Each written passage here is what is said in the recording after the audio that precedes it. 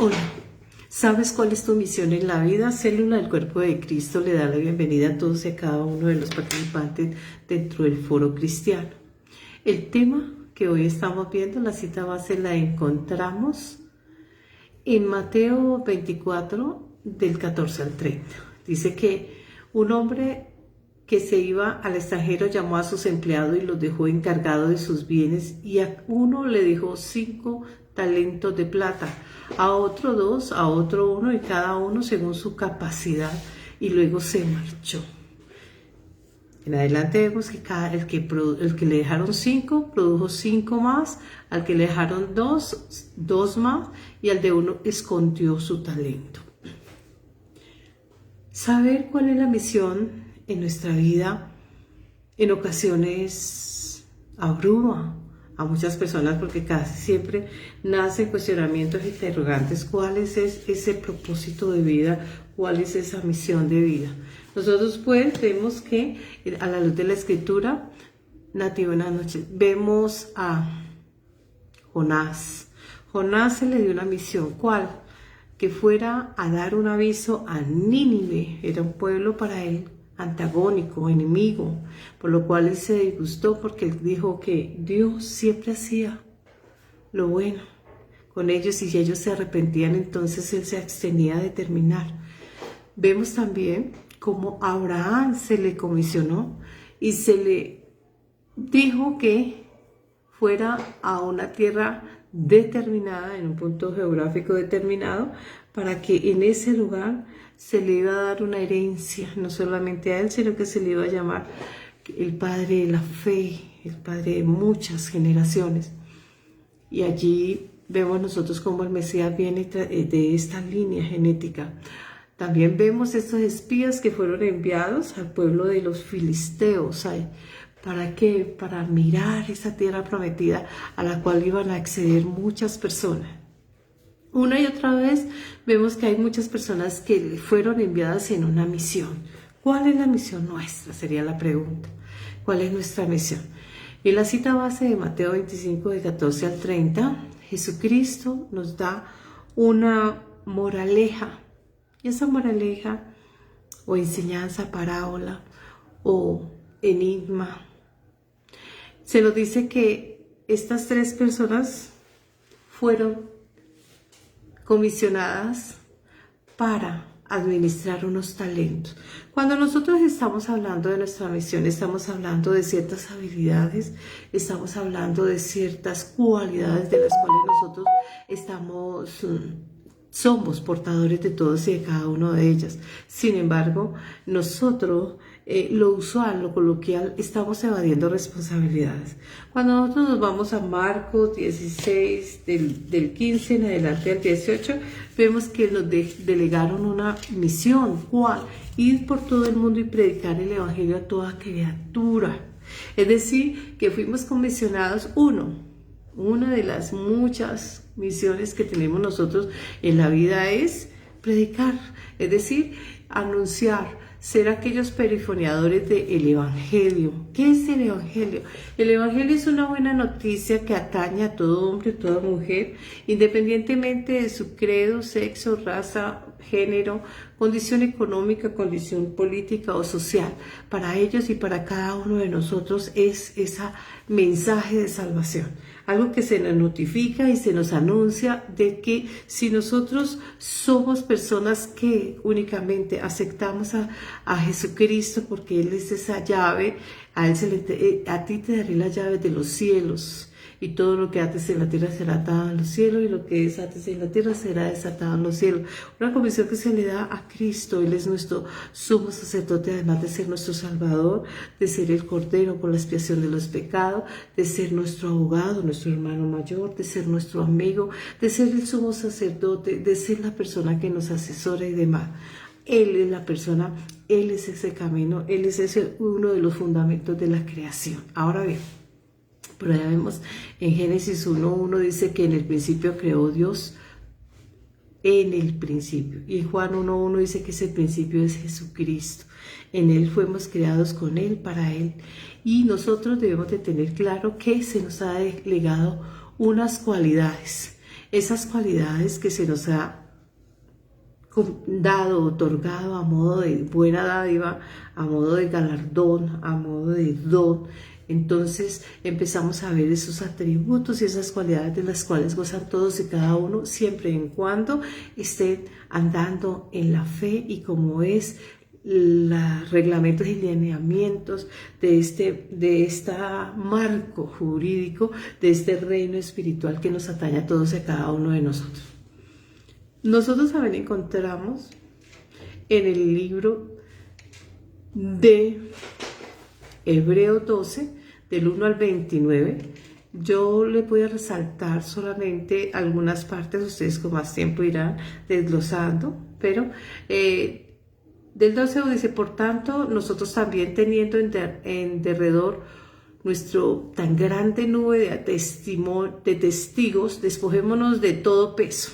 Cuando estamos hablando de un peso, estamos hablando de una obligación, de un deber, de un compromiso en singular o en plural. Es decir, que nosotros nos debemos despojar de todo ese peso, ese piano pesado. ¿Para qué? ¿Para qué? ¿A fin de qué? ¿Nos está diciendo vuélvanse irresponsables o qué? No. La obligación de responder a los criterios de obediencia dentro de la Escritura. Es decir, nosotros somos reglados, así como en nosotros los colombianos tenemos nuestro marco jurídico que parte de la Constitución política, de los tratados, los convenios internacionales, de todas y cada una de las ramas. Nosotros también, en lo espiritual, gozamos de un marco jurídico y la palabra de Dios, que es una cantidad o un compendio de normas que nos dicen cómo debemos actuar, de qué manera, para qué y cuál es ese propósito de vida. ¿Nos obliga? Sí, nos obliga. Claro que sí nos obliga. ¿Por qué? Porque aunque estamos hablando de un área del dogma de la fe, no obstante, nuestra tercera fase de vida, hasta la segunda, hay un antes, hay una ahora y un después. Nosotros respondemos y se hablan. Hoy está en boga porque muchas personas están anonadadas, porque para el conocimiento de ellos se están cumpliendo una cantidad de profecía. ¿Por qué profecía? Sale de la boca de Dios, y para la interpretación individual y subjetiva de cada uno de ellos se está cumpliendo esas señales del fin que se anuncian y que están allí plasmadas. Ahora bien, ¿saber qué son o no son? Dios dice que nadie sabe el día ni la hora, ni las sazones, que quiere decir que una y otra vez se han rumoreado de guerras, una y otra vez han habido guerras, una y otra vez han habido hambrunas, han habido enfermedades y pestes y demás. Es decir,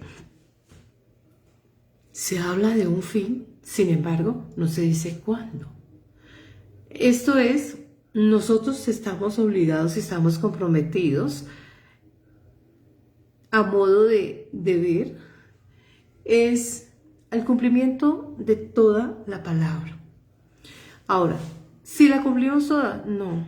Como seres humanos nosotros estamos una y otra vez estamos reincidiendo y le estamos fallando a Dios porque no tenemos ese compromiso en esa relación, en esa alianza o en ese maridaje o matrimonio que nosotros hemos tomado con Dios.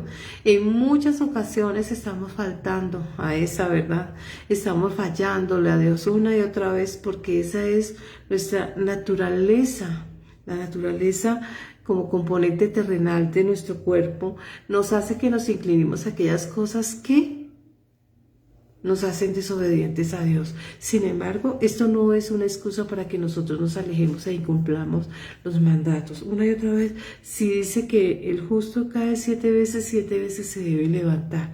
Es decir, una y otra vez estar entre prueba y ensayo, en el camino y en el trasegar de la vida, estamos y somos muy dados a corregirnos. En atención al arrepentimiento. Arrepentirse es dolerse de aquella conducta o aquella infracción a la ley, y dolerse es avergonzarse, compungirse e intentar resarcir el error. Resarcir el error. Es muy importante, por eso nos dice en Hebreos 12, en el verso 5 al 6, nos dice: no menosprecies la disciplina del Señor ni desmayéis cuando eres reprendido por Él, porque el Señor a quien ama disciplina y azota a todo aquel que recibe por hijo. Si soportáis la disciplina de los padres naturales humanos, Dios nos trata como así, como a hijos. Entonces, ¿qué debemos hacer? Pues no ser acarreadores de que nos discipline. Si nosotros sabemos que hay cosas que están mal, porque la norma la conocemos, hemos leído y una y otra vez nos hemos adentrado entre la Escritura, no es menos cierto que nosotros somos abocados y llamados a aprender. ¿Aprender a qué? Aprender de Él, a no reincidir. No reincidir de aquellas cosas que traen tiniebla o oscurantismo. No nos podemos escudar en la ignorancia porque nosotros, si en el mundo, en el derecho penal dice el desconocimiento de la norma no exime de culpa, no es menos cierto que en el mundo espiritual tampoco. Es decir, si nosotros queremos lavarnos las manos como Pilato, tratando de esgrimir de que no conocemos la norma porque no somos practicantes o no aplicamos o no leemos la palabra, ¿eso nos va a evadir de nuestra responsabilidad? No. Todos y cada uno de nosotros somos llamados y convocados a obedecer, y obedecer de modo natural. Es decir, que fluir en esa normativa. Nosotros tenemos el área laboral, penal, civil, tributario, aduanero, familiar, etc. Y son un compendio de normas inimaginable. Sin embargo, si no conocemos alguna de ellas y de pronto por caso fortuito, encasillamos en un tipo, eso no quiere decir que nosotros no respondamos. La ley nos obliga y ella aprieta y muerde y nos atrae y nos llama a responder, la humana, la divina ni se diga. Es decir, que no podemos escudarnos en ningún pretexto. Jairo, buenas noches. Nosotros pues tenemos que aprender que ese compendio de normas, nosotros le llamamos en plural o en singular misbot, misbat, es decir, mandamientos, viene del término mandatos, mandados, órdenes, ¿sí?, o ordenanzas, que nos ha dado como ese legislador primario que es Dios. Entonces, ¿nosotros qué tenemos que hacer? Obedecer y acatar esa norma. La misión de nuestra vida, entonces, una de ellas es la que Dios nos dispone. Nosotros traemos una misión a realizar, una visión, que esa misión va de la mano con esa visión o propósito de vida. Muchas veces, para muchos, y eso es en lo coloquial, desconocen cuál es ese propósito de vida, cuál y qué es esa misión de vida que debemos realizar o hacer. Esta es una. Ahora, en lo personal, ¿cuál es esa visión personal para el ser humano? Si en Eclesiastés 3 nos dice que todo hombre, todo ser humano, cuando hablo de hombre, estoy hablando de ambos géneros, todo ser humano trae inmerso al interior de su alma el conocimiento de la eternidad, porque Yod Het Bat Hei insufló para ti y para mí hacernos ser vivo o ser viviente, hálito de vida.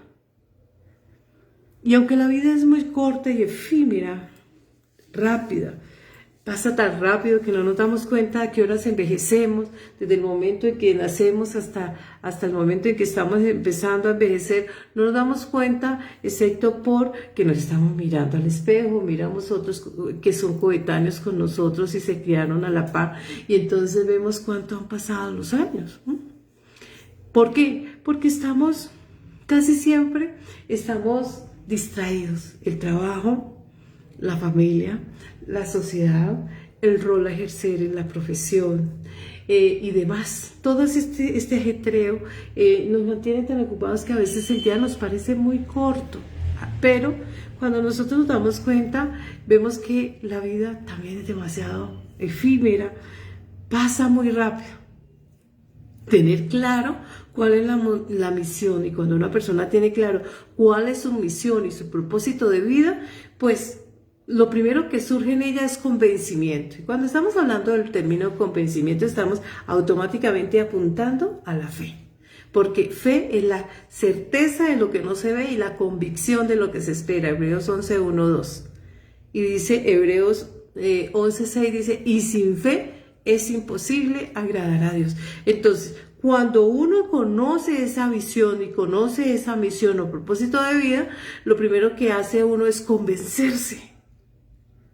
Y automáticamente esa fe apalanca a otro tren que se llama empuje, fortaleza, apunta a metas. Entonces, si nosotros estamos convencidos, la segunda instancia es nos motivamos. Nos motivamos y nos enfocamos. Es decir, ya tenemos un punto en blanco. Recuerden ustedes que pecado es errar en el blanco. Ahora bien, dice a la luz de la Escritura que pecar es toda infracción a la ley. Y la ley de Dios va desde Génesis hasta Apocalipsis. Es decir, nosotros ya tenemos el enfoque claro, sabemos y conocemos que existe un cuadro normativo, que ese marco jurídico nos va a llamar y nos encasilla y nos obliga a cumplir, a obedecer. La importancia de cumplir los mandamientos, ya vemos nosotros que el pecado original, en Génesis 3, usted con más tiempo va a ir leyendo por allá y se va a dar cuenta del pecado origen o el pecado de la humanidad.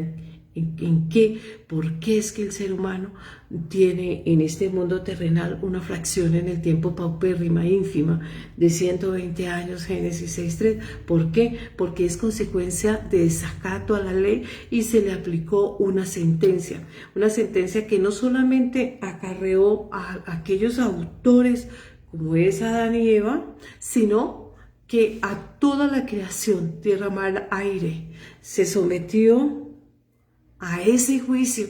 Y en ese juicio, Génesis 3:21 le dice, se le dio al hombre una morada terrenal o un vestido de piel o una sucot, una tienda improvisada.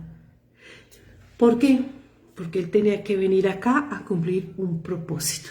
Y ese primer propósito nosotros lo encontramos en Génesis 1:22 y le dice lo siguiente. En Génesis 1:26, vemos que dijo Dios, hagamos en plural. ¿Quiénes estaban en esa pluralidad? Estaba toda la creación, porque había 5 días de antelación para crear todo lo habido y por haber, tierra, mar, aire, y también el Padre, el Hijo y el Espíritu Santo. Hagamos al hombre. Y dice, ¿para qué? Para que conforme al parecido que tiene a Dios. ¿En qué parecido? Insufló un hálito de vida, un yod, una coma, una micro presencia de Dios en nosotros. Toda la información de Dios dentro de nosotros, que nos hace seres pensantes, razonables, distinguir qué está bien, qué está mal, la consecuencia del pecado. Hoy podemos nosotros hacer esos juicios de valor, el peso y el contrapeso. Sabemos qué está bien y qué está mal, qué es amigo, qué es enemigo. ¿Por qué? Porque podemos razonar, hacer esos procesos, esos debidos procesos mentales para poder representar bien y saber en dónde y cómo andamos.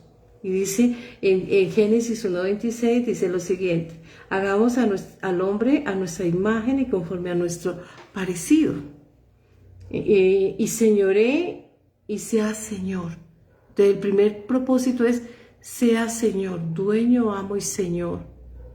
Siendo antes de nosotros Dios el dueño de todo. Y ser Señor es un buen mayordomo, un buen administrador de los bienes terrenales. Pero no sabemos ejercer ese señorío.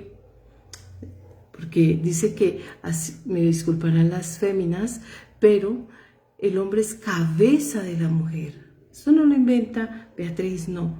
Ahí está en la Escritura. Ustedes se remiten a Corintios y ahí le va a decir, el hombre cabeza de la mujer, cabeza del hombre es Cristo y cabeza de Cristo Dios. Entonces, nosotros tenemos una jerarquía una jerarquía que nos dice que ese hombre es Señor. Pero, ¿qué pasa cuando ese hombre no sabe gobernar la casa? ¿Qué pasa cuando no sabe gobernar la vida? No va a saber gobernar su ciudad, no va a saber gobernar sus bienes.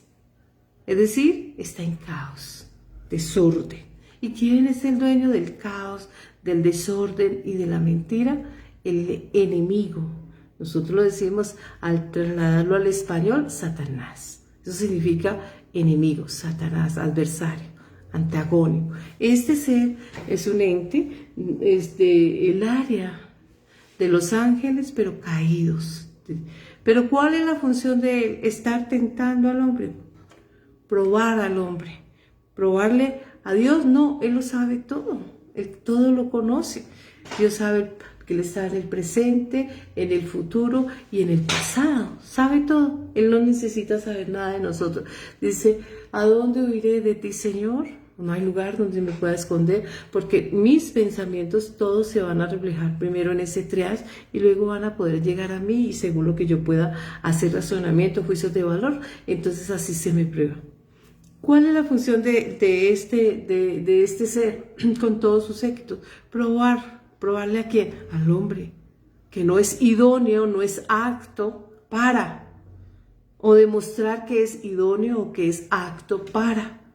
Porque él va a demostrar que no somos aptos, y función de nosotros es demostrar que somos idóneos para ser hijos de Dios, que somos idóneos para ser cuerpo de Cristo o iglesia de Cristo, que somos idóneos y aptos para estar dentro de la milicia, en el campo espiritual de los hijos de Dios. Eso es lo que tenemos nosotros que demostrarle a Dios. No obstante, nosotros nos quedamos cortos. ¿Por qué? Porque traemos mucho rezago del mundo. Nosotros, cuando estamos hablando de la fe, pocos son los que nacen y se permanecen dentro de la congregación cristiana como tal. Hemos salido en algún momento al mundo y nos contagiamos de resabios, porque siempre nos fascina aprender aquello que son resabios, que es pecado, que va en contrariedad de la ley. Por alguna razón extraña, que no es tan extraña, al estar en esta Sukkot, en esta tienda terrenal, hace que nosotros batallemos. Nuestro cuerpo es un lugar de batalla. Nuestro cuerpo se deleita en los placeres, la comida, el sexo, la pornografía, la ira, el enojo, etc. No terminaría el listado. Ustedes con más paciencia van a ir a la escritura y van a sacar todo el listado de lo que es pecado, que es harto. Pero que cuando nosotros iniciamos el proceso de adentrarnos, de empezar a comprender el mundo espiritual, empezamos nosotros a mirar que actuamos con esa mano invisible influenciando nuestra vida y manejando. A veces tenemos esas salidas de enojo y eso, ebullición. ¿Pero qué pasó? ¿Por qué me molesté? Empezamos a hacer un análisis, miramos y aquello es mínimo. ¿Por qué? Porque son rezagos de las cosas que se traen en el mundo. Entonces, el primer propósito de nosotros como seres humanos es señorear, amo.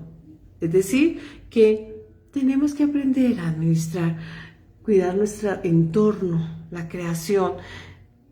No estamos cuidando los ríos, la vegetación, todo sabiendo que es de allí depende no solo la alimentación, sino el líquido, el agua y este hábitat que nosotros debemos de cuidar. Pero no estamos comprometidos porque hemos sido tan egoístas que no miramos más allá de la nariz. Y entonces decimos que si no me toca a mí, pues en algún momento te va a alcanzar y te va a arropar la irresponsabilidad. Si no cuidamos las cuencas hídricas, si no cuidamos la vegetación, los árboles, si no cuidamos nuestro entorno, pues nos vamos a quedar sin morada y vamos a morir y vamos a fenecer porque somos destructivos. Y permítame decir, autodestructivos.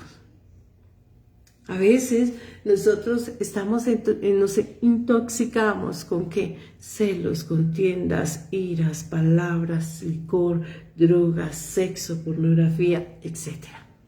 Estas cosas nos van degenerando, porque por haberse multiplicado el pecado, los entrega Dios a una mente reprobada.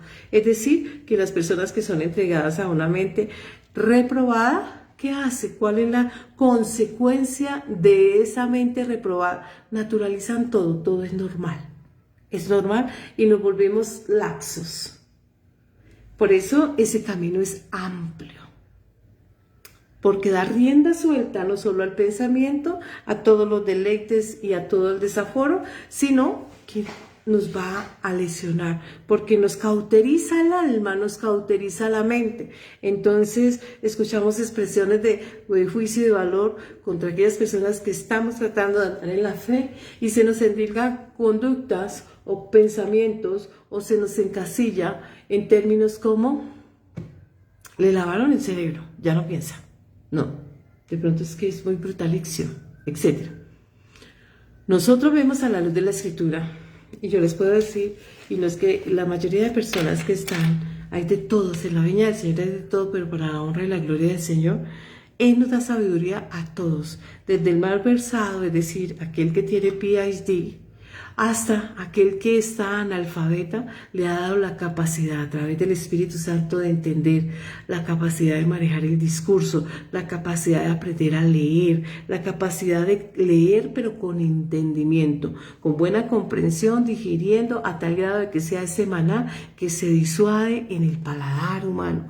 Nosotros también podemos entender que la misión de nuestra vida se ve muchas veces obstaculizada a razón de esa mente reprobada. Porque si normalizamos todo aquello que la palabra dice que es pecado, entonces vamos a hablar de un término que es muy como fanatismo.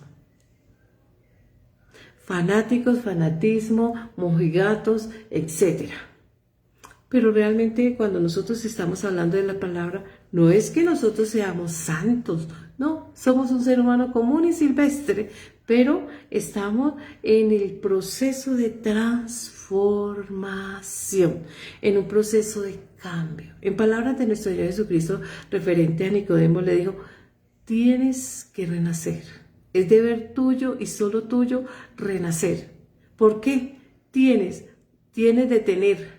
¿Por qué? Porque obliga, es una carga obligacional. Hay que cambiar. Dios no puede habitar donde hay abominación para Él, donde hay pecado, donde hay impureza, donde hay iniquidad. Nosotros vemos en muchas ocasiones a la luz de la Escritura, vamos a ver el término inmundicia, se considera inmundo. Un término muchas veces desde la lengua hispana, del español, mal interpretada, pero quiere decir que está... Cuando una mujer, lo primero que se me viene en este momento a la mente para dar una analogía, una mujer en su periodo menstrual, ella a la luz de la Escritura está inmunda, y esa inmundicia no quiere decir que está sucia, asquerosamente, no, es decir que ella en ese momento está apartada, su útero no cumple su propósito. No cumple con el propósito de ser cuna de vida. Por un momento está como averiado, algo lesionado. Eso significa ese término que está mal interpretado a nuestro lenguaje hispano. Ahora bien, cuando nosotros estamos motivados, estamos convencidos, estamos enfocados, fácilmente podemos lograr nuestros metas o propósitos. Metas, propósito, enfoque. Y ahí es donde nosotros debemos aprender a saber administrar esa energía positiva. Es decir, estamos actuando felices, estamos contentos. Pero a veces la vida nos pone frente a caos, a duelos, a pérdida, a enojos, a frustraciones, a resabios, etc. ¿Y ahí qué pasó? Bueno, y entonces empezamos, qué tristeza, ya no quiero vivir, ya piensan lanzarse por allá de los lugares para eliminarse, es decir, cometer homicidio en sí, suicidio. Y dice la palabra que quien mata no entra al reino. No sigue en la siguiente fase porque se va a enfrentar a un juicio. Y en ese juicio no va a hablar otro no va a testificar. Nosotros, si pudiéramos decir de alguna manera, esa contraparte, o sea, cuando nosotros estamos hablando del derecho penal, hablamos de la fiscalía. La fiscalía es el organismo encargado de ser la parte acusadora. Y ellos van a mostrar un abanico probatorio, van a reunir en determinado tiempo, reunir todas las pruebas con el ánimo de buscar una pena condenatoria, es decir, si hay pena de muerte para que se ejecute o según la pena la dosificación, para que esa persona sea recluida en un centro penitenciario según la dosificación del juez. Él va a decir qué tiempo atañe según su calificación y la estimación que le ha dado la ley y le va a dosificar su pena. Sin embargo, cuando nosotros estamos hablando del dogma, tenemos ese acusador que es el enemigo. Nosotros vemos, si nos vamos al libro de Job 1, Job 2, ustedes con más tiempito van a leer allí porque es muy generoso en la lectura, y entonces se van a dar cuenta que este órgano acusador es el adverso, Satanás, y él se presenta y muestra. Pero también la Escritura dice que nosotros todos los días estamos reescribiendo el libro de los hechos de nuestra vida. Es decir, que el juez más duro al que tenemos que enfrentar es a nosotros mismos. Y ahí es donde la cosa empieza a ponerse maluca, dirán algunos. Porque esos juicios que se dan, que nosotros mismos vamos a emitir porque estamos escribiendo ese libro diariamente, va a hablar no de cosas positivas únicamente, va a hablar de cosas negativas que condenan. Podemos decir que todas las personas no tenemos claro cuál es el propósito de vida. No obstante, en determinada edad, es decir, esta bóveda craneal y esa masa cefálica, en el momento en que adquiere esa adultez, va a poder realizar un debido proceso, representar bien e intentar comprender entre acierto y error a la edad adulta, encontrar ese propósito de vida. Pero hay muchas personas que se deprimen, les da miedo, pánico. Otras se enojan, se frustran ante una pérdida, un desamor, una traición, yo qué voy a saber. Porque el pecado viene en diferentes presentaciones y deciden acabar con su vida. Porque no ven otra salida, no ven al final del túnel hay luz. No, ellos están atiborrados, están allí embotados y es como cuando una persona está sedada o está bajo efectos psicotrópicos o bajo efectos del alcohol que nubla la mente y no le permite representar, no le permite, están azorados. Y la única salida es la fácil, que no es fácil. Porque una vez el alma sale del cuerpo, en ese juicio va a salir vencido y hasta ahí llegó. Ese cuento, que es una novela muy, muy interesante, la de Shakespeare, de Romeo y Julieta. Nosotros a veces pensamos y creemos en ese amor romántico, ese amor utópico, efímero, pasional. Pero ese amor lo disfrazamos y termina doliendo, lastimando, dañando, frustrando, enojando, resintiendo, amargando, dañando, lesionando. Porque el amor es Dios.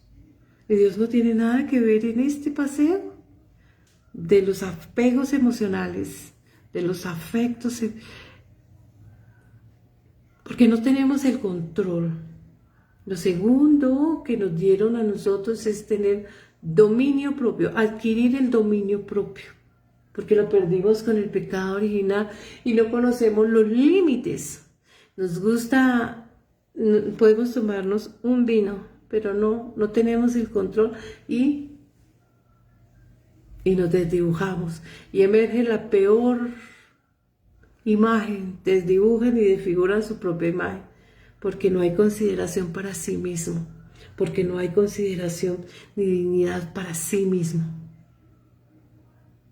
Ahora bien, desafortunadamente nadie tiene un manual de vida que le pueda decir, haga esto, no haga esto, haga esto. Dice lo que uno escucha. Pues sí, ese manual de vida existe y se llama la palabra de Dios.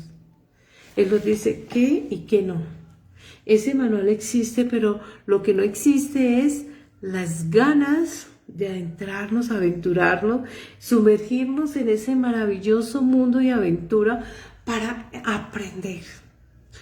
Nos desbocamos con facilidad porque nunca tomamos el tiempo y si lo hacemos no lo entendemos porque en la primera lectura, en la segunda lectura, quizás un mes y ya desistimos porque no comprendemos.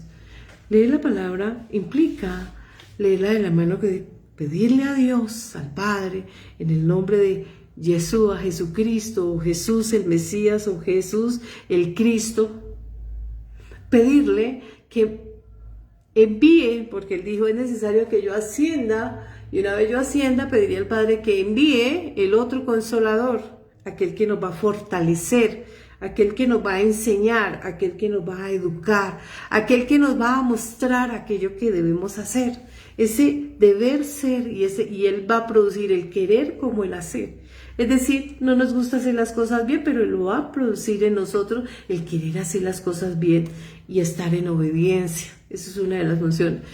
Allí puedes citar, y ustedes buscan en la cita, Juan 14, 13, 14, dice, y todo lo que le pidieres al Padre, está hablando Cristo, en mi nombre lo haré, porque el Hijo glorifica al Padre. Entonces, es un trabajo, es con dedicación, es con compromiso, es con disciplina. Ahora bien, esa misión de vida es intransferible, no, otra persona no la puede hacer por uno. Es su titular. Cada persona tiene su propia misión y es intransferible porque sí y solo sí es la persona, es inalienable e intransferible. Ella misma tiene que realizarlo. Cada quien hace, dice en palabras del apóstol Pablo, dice que todos a la verdad corren en una maratónica, pero solo uno llega a la meta. Lo que quiere decir al lenguaje de la fe es que hay que insistir, persistir y no desistir. Hay muchos momentos donde nosotros queremos tirar la toalla por alguna razón, la razón que sea, pero nosotros debemos aprender a ser resilientes. Y cuando nosotros aprendemos una y otra vez, ejemplo, una mujer tiene su hijo y ella cree que su propósito de vida es su hijo. Pero ¿qué pasa? Cuando su hijo crece, cumple su mayoría de edad y nos vamos a Génesis 2 y nos dice, dejará el hombre a su padre y a su madre y se unirá a su mujer. Entonces, ¿qué pasa? Se fue el hijo a formalizar su vida. ¿Se acabó su propósito de vida? No. Es allí donde empieza su propósito de vida. Ejerció un rol y ahora se va a enfocar en algo que no es diestro, en algo que va a empezar a descifrar en la medida que se va enfocando, en la medida que va rumiando, va reflexionando, porque saber cuál es su misión y su propósito, uno tiene que disfrutar lo que hace, porque solo cuando se disfruta se hace. Ejemplo, yo soy profesional en el derecho con magíster en Derecho Internacional. Pero en este momento yo estoy dedicada a predicar. Entonces, me gusta, disfruto, porque es una manera no de llenar ego, ni egoísmo, ni egocentrismo, nada de esas cosas, ni busco ser una persona reconocida, no. Busco que el mensaje llegue a todas las personas, que Dios toque a las puertas de su corazón, toque a las puertas de su alma y esa persona le permita ingresar a su vida. ¿Para qué? Para que haya ese renacer del que se le habló a Nicodemo, para que esa persona empiece a entender que hay una siguiente etapa y que esta es la segunda etapa de vida en la cual nosotros nos debemos de preparar. ¿Por qué fuimos puestos en este lugar? Porque hubo una sentencia, Génesis 3, y no una, hubo 5 sentencias en Génesis 3, y una de ellas, pues como fue cometida por nosotros que somos los señores, dueños y amos de lo terrenal, y sufrió la consecuencia la tierra, los animales, Adán, el enemigo, la culebra, la serpiente. Entonces, sin embargo, nos pusieron en este cuerpo y la primera condena fue morir. El alma no puede morir, excepto cuando presente ese juicio que se ha sido tan nombrado y que muchos tienen los cabellos hacia el techo pensando el fin de los tiempos, el fin de los tiempos. La segunda es envejecer. La tercera, la enfermedad. El pecado igual enfermedad. Si lo van a transliterar al español es enfermedad. Ahora bien, nosotros tenemos que aprender a comportarnos, aprender a ser obedientes, porque el pecado original entra por deshonestidad, por desobediencia, por falta de compromiso, porque la orden era solo una norma, no comer un árbol que había en medio de una multitud. Ese árbol representa y personifica al adversario. No teníamos que escucharlo, ni trabajar una relación con él, ni conversar con él, nada. Porque el medio de escuchar, la fe viene por el oír. Entonces, ¿qué es? Al trabar una conversación lo que se hace es, afecta la fe, la confianza que nosotros tenemos en Dios. Con que Dios le dijo, no, eso no es cierto. Afectó la confianza, dañó la relación, porque ya no creíamos, porque generó duda.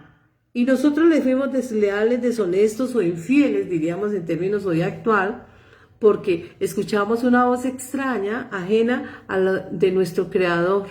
Le fuimos infiel con otros y pusimos en duda sus palabras y no las acatamos y llegamos a codiciar porque nos sedujo el fruto de un extraño. Nos sedujo y nos aleló, nos deslumbró, a tal grado de que codiciamos ese fruto. Dice uno de los mandamientos, no codiciarás.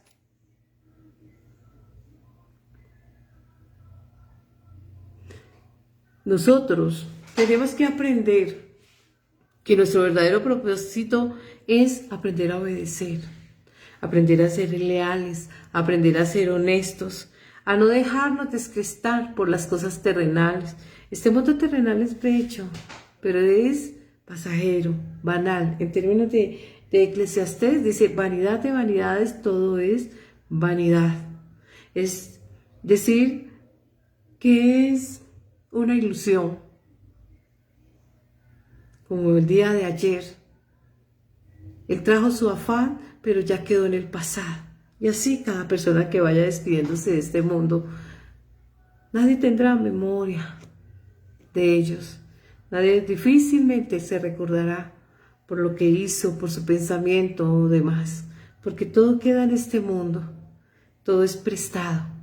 Sin embargo, vemos muchas personas en su ambición, en su codicia desmedida, ese bolsillo roto, ambición, codicia, desaforo de poder, riqueza, etc. Porque eso es función del adverso. Y nosotros también tenemos nuestra parte, porque nos engolosinamos, no sabemos controlarnos. Ese término controlar es ejercer el dominio propio.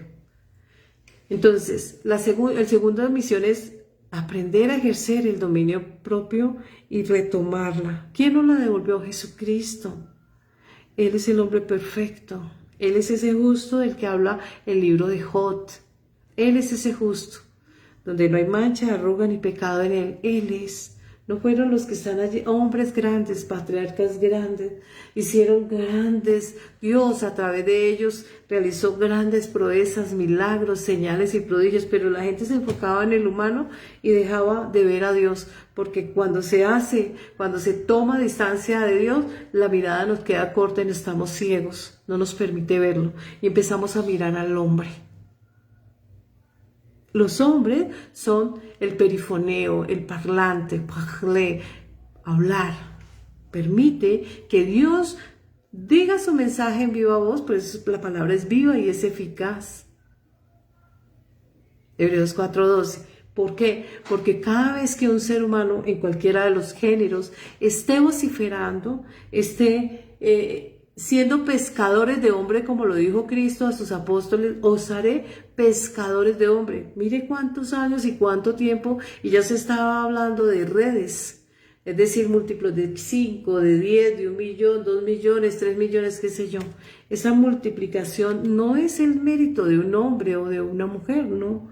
El mérito es de Dios, que está usando esa caja vocal para dar su mensaje una y otra vez en diferentes voces, algunas mujeres, otros hombres, y Él está dando ese mensaje para extenderlo, como lo dice en Marcos 16, 17 y 18, Marcos 16, 15 al 18, que dice ir por todo el mundo, predicar el evangelio a toda criatura.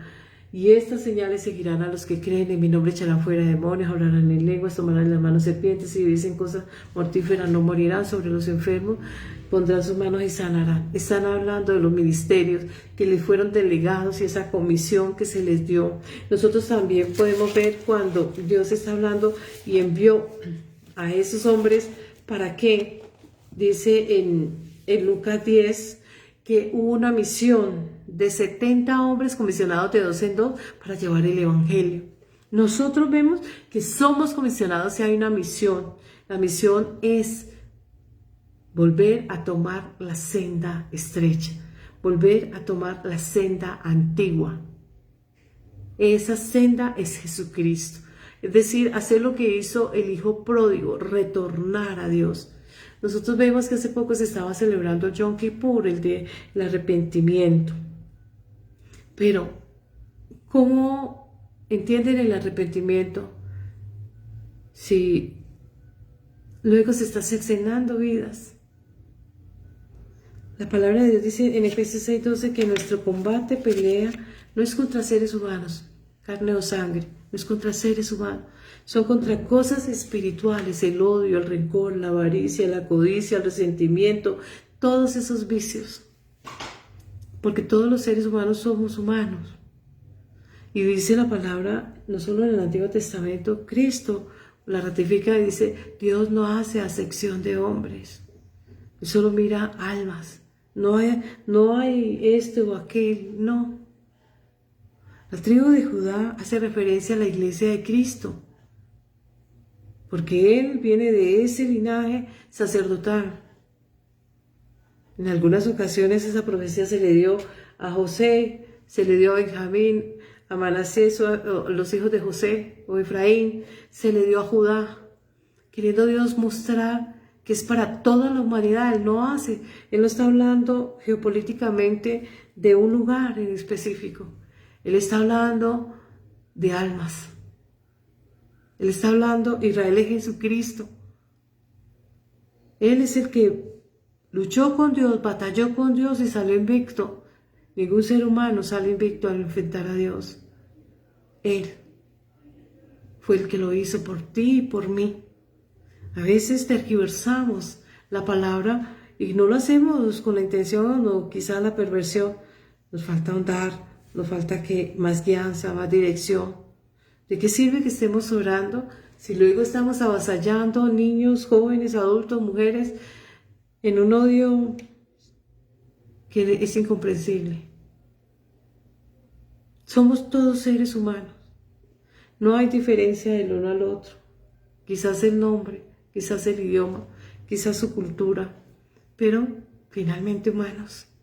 Nuestra constitución, cuerpo, alma y espíritu, y todos vulnerables y frágiles porque finalmente Dios es maravilloso y esta Sukkot nos la dio terrenal, del barro, de la arcilla, para recordar todos los días de nuestra vida cuán frágil es la existencia humana, la codependencia del hombre con Dios. Nosotros pues todos como seres humanos tenemos una labor, una tarea.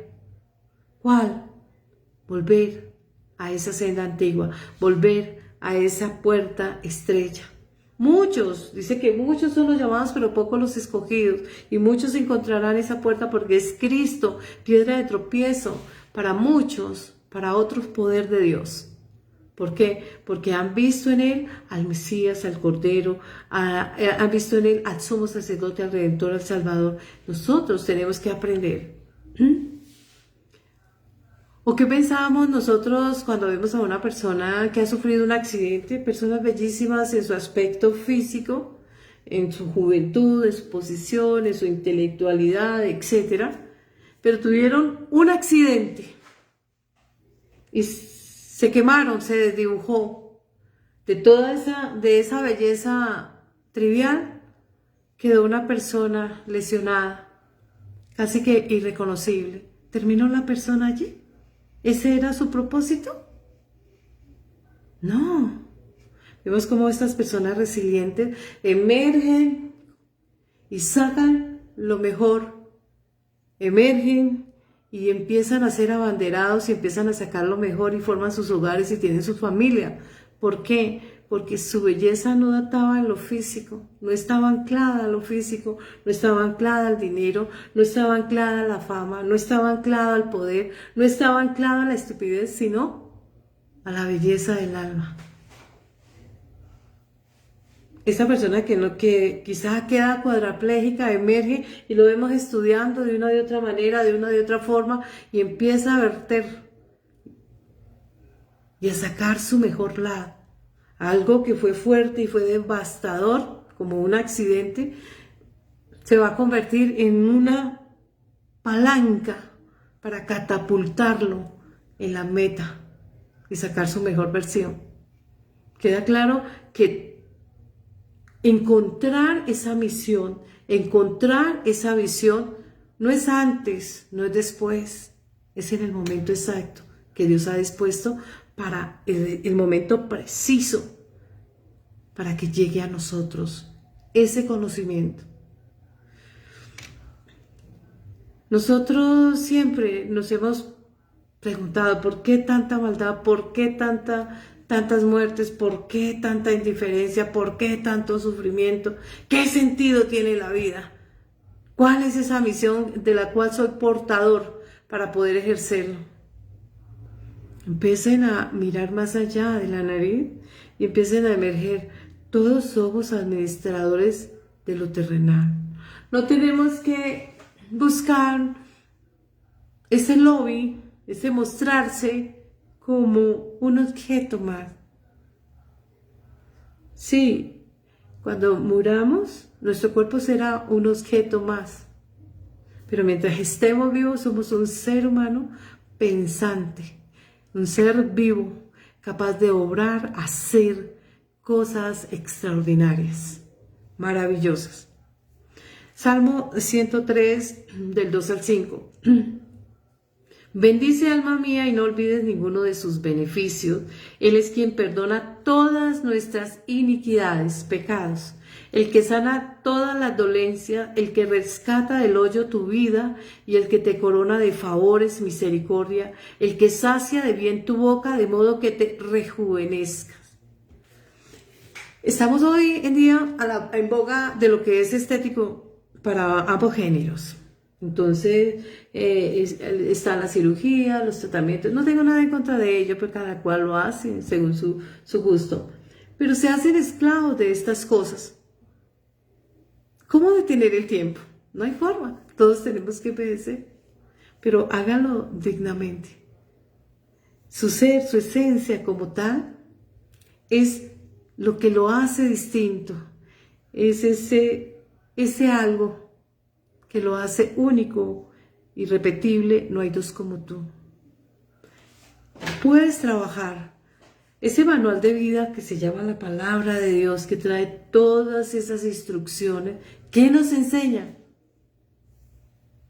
A no ser egoístas, a servir, a dar sin esperar, a ser sencillos, a ser resilientes, a ser atentos, a ser agradecidos, a ser respetuosos. Y no terminaría la lista.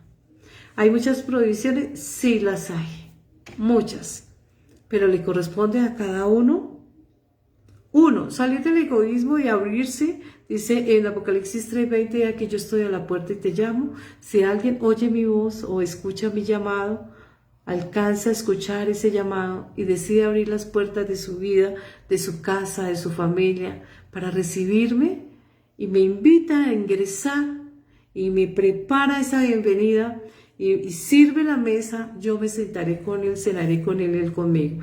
La atención, la disposición, estar atento, estar dispuesto a aquellos cambios. Es así como nosotros aprendemos, y eso es tarea personal, en particular, voy a redundar en esos dos términos, personal. Otro no lo puede realizar, soy yo. Yo sí puedo llegar y orar por los míos, por los amigos, por los enemigos, porque nosotros vemos una parábola del buen samaritano. El buen samaritano frente al judío no era que sean amigos, no, para nada, pero a él fue el único que llegó, lo levantó, hizo vendaje, lo curó y lo llevó a aquel lugar para que fuera atendido y luego ya cancelar todos los gastos. Dice la palabra que si nosotros hacemos bien u oramos por nuestros amigos, ¿qué mérito tiene si los del mundo, los que no conocen, hacen lo mismo? El mérito está en aquel que piensa diferente, en aquel que ofende, en aquel que no es amigo, estar en compasión. Porque, ¿qué hace esta persona? Él me está enseñando todo lo que yo no debo de hacer, cómo no me debo de comportar. Él me está enseñando que en su ser, en su dolor o en su frustración o en lo que quiera que lo mueva a actuar negativamente o de modo inapropiado, hace que emerja de él lo peor o de ella. Ahora bien, nosotros debemos estar conscientes de nuestra vida, debemos estar conscientes de lo corta que es, de lo costosa que es, pero debemos estar conscientes del valor de ella. Valorar el tiempo, reconocerse como algo especial, como algo único, como algo muy preciado para Dios, porque eso eres tú y eso soy yo. Algo muy preciado para Dios. ¿Por qué dice Beatriz que es algo preciado para Dios? Porque de Él insufló. Él dijo, hágase el día, la noche y las 10 expresiones que conocemos del Génesis, y se hizo. Porque la palabra de Dios no vuelve al vacía, sino que cumple el propósito y lo dicho. Isaías 55:11, así será toda palabra que sale de la boca de Dios. Pero ¿qué pasó cuando fue a diseñar la máxima en la creación al ser humano? Dijo, hagámoslo parecido, conforme a nuestra semejanza. Y allí se involucró y se encargó de, en este recipiente, colocar de él una parte suya. Por eso le decimos Abba, Elohim, porque Él es nuestro creador, Él es nuestro Padre. No nos construimos nosotros, ni siquiera por ahí construimos una que otra frasecita de lo que otros piensan, pero siempre tenemos que trabajar mancomunadamente y tenemos que trabajar con la sencillez. Estamos muy preocupados por las cosas materiales, y si se fueran y si se murieran, ¿qué se van a trastear? Por ahí cada rato veo en las redes sociales cuando hacen exhumaciones y no he visto las cosas que les echaron allí, ahí están. Los vivos son los que vienen a disfrutar de ellas. Es así como nosotros tenemos que estar atentos, empezar a valorar la vida, empezar a valorar el tiempo, empezar a valorar las personas, pero sobre todo valorar a Dios y a sí mismo. Primero Dios y luego el prójimo y luego nosotros, para poder adquirir esos beneficios, esos talentos que le fueron delegados a estas personas. A uno 5, a otro 12, a otro 1. Ah, pero no dice que no hace diferencia de persona, entonces, ¿qué pasó ahí? No, él es discrecional, él dice que él es discrecional en todo lo que hace. Y lo narra así en una parábola, dice que él fue a contratar a varias personas en diferentes horas del día. La primera que encontró le ofreció una moneda y le preguntó si quería trabajar y que él tenía trabajo y que si por esa moneda él iba a trabajar todo un día. Y él dijo sí. Y la última también le ofreció un denario y le dijo aquel hombre que había sido contratado a la primera hora del día se sintió molesto. Dijo, ¿cómo así? Yo trabajé más que él, mi jornada fue súper extenua y este llegó y se gana lo mismo. Y le dijo, ¿por qué se enoja, amigo? Cuando lo contraté, ¿no le ofrecí esto como contraprestación y pago? ¿Le he faltado a lo pactado? No. Yo soy discrecional en dar o no dar, o retener o no retener. Es la enseñanza de lo que nosotros debemos. La misión de nosotros respecto a nuestra vida es valorarla, apreciarla. Es saber que somos únicos, irrepetibles, que somos muy especiales para Dios, que a pesar de que en muchas ocasiones nosotros le hemos fallado a Dios, sin embargo, nuestra condición no nos va a alejar porque hemos decidido dar un paso al frente y acercar la brecha, acortar esa brecha de distancia que tomamos nosotros cuando como hijos pródigos no fuimos a vivir la vida desaforada y desmedidamente, para luego llegar y decirles, perdóname, me equivoqué. Y Él está esperando. Porque Él dice que va por caminos, veredas, por todos lugares, y si encuentra esa oveja perdida, no le importa si está herida, si está sucia, si está llorando, no le importa si está quejosa, Él la va a traer a costa. Él va a sanar, va a vendar sus heridas, va a ser ese refrigerio, ese colirio para esa persona. Ahora bien, tenemos el reto. ¿Cuál? Cada uno muy distinto del otro porque cada vida es diferente una de la otra, como diferente es el pensamiento, su manera de sentir, de percibir y demás. Cada uno quizás tenga sus propios intereses, sus propias necesidades y quieran adaptarse o no a ese reto. Algunos de manera desconocida y otros de manera diferente, deseado, complicado. De todas las formas, cada uno descubrirá su propósito de vida o su misión cuando al ejercer algo le guste, sienta esa satisfacción, ese gozo de realizar lo que está haciendo. Es necesario pues determinar conscientemente, de manera clara, de modo asertivo, revisando nuestra vida y toda la información y el contexto en el que estamos para nosotros podemos proyectar hacia el futuro. Gálatas 5:7 dice lo siguiente, ustedes estaban corriendo bien. ¿Quién los estorbó para que dejaran de obedecer la verdad? Y la verdad es Cristo. Dijo, yo soy el camino, soy la verdad y soy la vida. ¿Quién los alejó de Dios? Eso se lo contestará todos y cada uno de nosotros porque somos los titulares de nuestra vida y somos los que nosotros disponemos, ejercemos ese libre albedrío, tomamos decisiones, pero nos hacemos responsables. ¿Podemos renunciar a estas cosas? Claro que sí. En el momento que ustedes lo dispongan, acepten a Cristo, le reciban y lleven una vida de fe, dando testimonio de vida.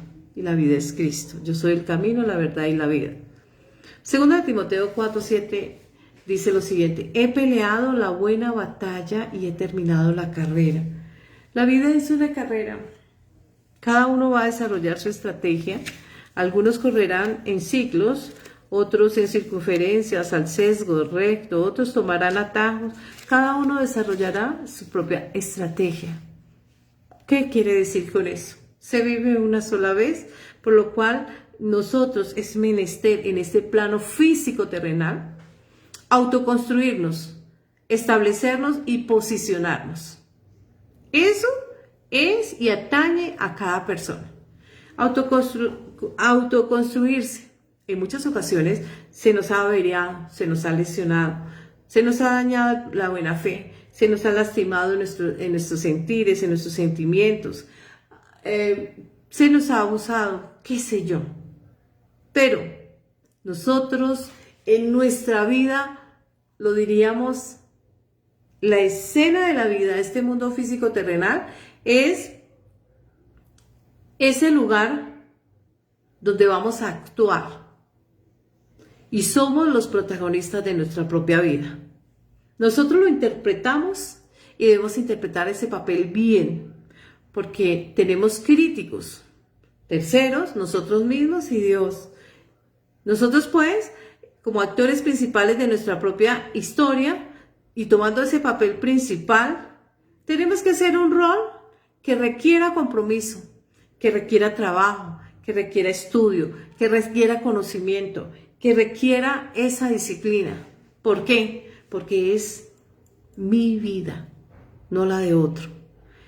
Estamos hablando de ordenar ideas, sentires, pensamientos, de saber qué es trascendental, darle relevancia a todo aquello que sea verdaderamente trascendental. ¿Para qué? Para reforzar nuestra autoestima, para trabajar lo que es confianza, para desarrollar habilidades, actitudes, cualidades, juicios, para trabajar nuestra autonomía, para ejercer el dominio propio, para esforzarnos y trabajar bien, sentirnos satisfechos y sentirnos a gusto en nosotros. No vivimos la vida de otro. Ahora bien, el valor que nosotros tenemos como seres humanos, para Dios, Él nos eligió. Dice Cristo, yo los busqué a ustedes. Ustedes no me han buscado a mí. Yo fui quien los buscó. Y nosotros vemos a la luz de la Escritura que esto se cumple porque Él fue y delegó a cada uno de esos 12 hombres y a todos aquellos que se iban agregando a modo de discipulado. Y entonces Él empieza a buscar a su iglesia. Él la elige, Él la dirige y Él dirige su comportamiento y devuelve a nosotros el dominio propio. Borra toda rebelión, todo pecado, quita todo fracaso, todas las lesiones, cada lastimada. Él va a sanar porque Él sabe qué es aquello y qué es esa falencia y qué es aquello que nos duele y qué es aquello que nos cuesta. ¿Cómo me cuesta crecer? ¿Cómo me cuesta perdonar? ¿Cómo me cuesta? Etcétera. Él lo sabe.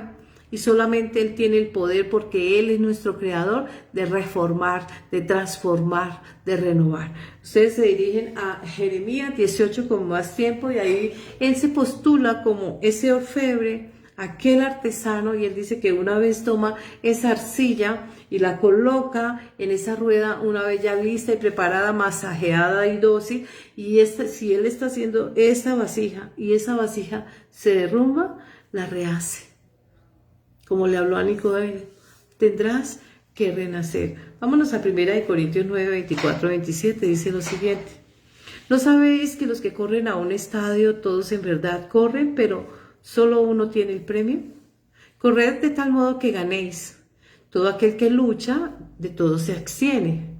Es decir, paga esa cuota de sacrificio, porque eso se llama disciplina. Ellos a la verdad para recibir una corona corruptible en un podio del mundo terrenal que le va a decir es el número 1 en cualquier clase de deporte o el número 1 en algo que realice la ciencia, etcétera. Pero solo uno llega allí. Así que yo de esta manera corro, no como a la aventura, a correr por correr a la deriva, no. Nosotros vemos y estamos hablando aquí de una maratónica. Estas personas se preparan en todo un año. Lluvia, sol, hambres, caídas, enfermedades, disciplina, compromiso, esfuerzo, tiempo, etc. Entonces, pero Él dice, así que yo de esta manera corro, no como a la aventura, de esta manera peleo, no como quien golpea al aire, como quien está ciego y está como desorbitado que no sabe ni a dónde da golpes, a ciegas, sino que golpeo mi cuerpo. Dice, golpeo mi cuerpo, ¿lo está golpeando? No, lo domino. Cuando está hablando este término, golpeo mi cuerpo, le cuesta al cuerpo abstenerse de aquellos deleites terrenales o aquellas exacerbaciones o aquellas exuberancias o aquellas desboques. y lo pongo en servidumbre, es decir, adquiero el dominio propio. No sea que yo siendo heraldo para otros, ejemplo de otro, venga a ser eliminado. Es decir, no me confío. Hasta el último momento estoy dentro de la batalla sin confiarme, porque el que esté firme, mire que no caiga, dice la Escritura. Permítase pues, en algunas ocasiones, sentir miedo, sentir alegría, sentir gozo, sentir dolor, sentir tristeza, sentir enojo, sentir frustración y demás. Permítase, no los evite, permítase. Y cada vez que lo sienta, empiece a vivirlo en debida forma hasta que vaya sanando. ¿Por qué? Porque usted, como padre, como trabajador, como amigo, como hijo, como hombre o mujer de la sociedad, esposo o esposa, líder o lideresa, etc., debe responsabilizarse de sus propios errores, de sus propios hierros o equivocaciones, pero también debe de disfrutar cada triunfo, cada victoria. Una derrota no es que te haya avasallado, puede ser el principio de un triunfo, si lo sabes enfrentar, si lo sabes disuadirse, no, sino asumir. Nosotros pues tenemos que saber que ese papel estelar que nosotros ejercemos en nuestra vida en cuanto a nuestros roles son cada uno de ellos, triunfos, derrotas y demás, un peldaño que me puede servir para llegar a mi meta. Algo que me va a hacer sentir protagonista y me va a hacer diferente, algo que me va a hacer crecer, algo que me va a construir y me va a ayudar a pensar, algo que me va a servir a mirar desde otra perspectiva, etcétera. Es así como nosotros empezamos a tener claro cuáles son esas metas, pero si nos enfocamos en aquello negativo, si nos enfocamos en que a aquella persona no le gusta o no le gusta o no le gustó lo que dije, o si pensamos si están disgustados o no, si están bien o no, si la trayectoria y demás, pues lo único que van a encontrar fue fracasos. Porque usted mismo está haciendo su propio verdugo, su propio juicio en contra. Por lo cual el llamado hoy es a tener responsabilidad, asumir lo que es de cada uno, sabiendo que nuestro rol en nuestra estelar de nuestra vida cumple un papel importante. Aquel Oscar no lo ganan aquellos actores mediocres, no lo gana la estética o el poderío, los gana quien ha desempeñado y quien ha logrado llevar aquello que viene de lo imaginario o aquello que viene de un hecho real y lo ha interpretado y se ha involucrado y ha exhibido lo mejor y ha buscado la manera, la forma de hacerlo bien. Ellos son los únicos que ganarán y llegarán a ese podio, llegarán a esos mejores lugares. Nosotros como familia cristiana, nosotros somos llamados a desempeñar, a ayudar a otros, a estar conscientes de enseñar, a estar conscientes de que somos testimonios de otros. Nosotros vemos que Cristo delegó funciones, Josué delegó funciones, Abraham delegó funciones, Noé recibió una misión, etc. Jonás, los 5 espías, todos tienen una misión en la vida. Usted y yo también. Nosotros vemos en Juan 17 y 18 hablando Cristo, Él fue comisionado también, a Él se le entregó una misión. ¿Cuál misión? Como tú me enviaste al mundo, así yo los he enviado al mundo. Retornar la familia a Él. Volver a encontrar esa iglesia. Él dice, las zorras tienen su madriguera, las aves tienen su nido, pero el Hijo del Hombre no encuentra su cuerpo, no tiene dónde posar su cabeza porque su cuerpo se está perdiendo. La iglesia vino a rescatar esa iglesia, vino a pagar un rescate que no hay dinero terrenal o material que pueda dar el costo de la vida de Jesucristo. Y dijo, esto porque Él sirve de piedra de tropiezo para unos eruditos, doctores y demás de la ley, de la palabra de Dios. Y Él dice, no me quitaron ustedes la vida a mí, no se pueden escudar en que Dios no muere, no. Yo no morí, yo ofrecí la vida porque nadie tiene el poder de quitarle la vida a Dios y la retomé. Y así le doy vida a mi cuerpo, a mi iglesia, y vine a rescatar, y vine a buscar esa oveja perdida, ese hijo pródigo, y lo vine a reconciliar, lo vine a retornar a mí.